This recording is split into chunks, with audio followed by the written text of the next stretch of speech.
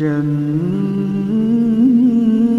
عدن التي وعد الرحمن عباده بالغيب إنه كان وعده مأتيا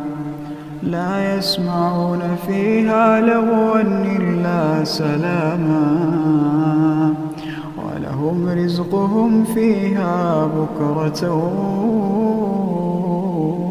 وعشيا تلك الجنة التي نورث من عبادنا من كان تقيا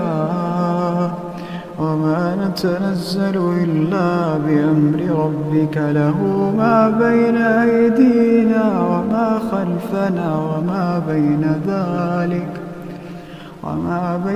ذلك وما كان ربك نسيا.